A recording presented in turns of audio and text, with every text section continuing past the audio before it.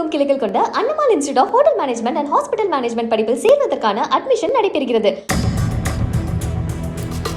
சென்னை ராஜமங்கலம் சிவசக்தி நகரில் கஞ்சா புகைத்த போது போலீசாரிடம் இருந்து தப்பிச் செல்வதற்காக ரெட்டேரியில் குதித்த ஜெரால்டு டேவிட் என்ற 20 வயது இளைஞர் நீரில் மூழ்கி உயிரிழந்தார்.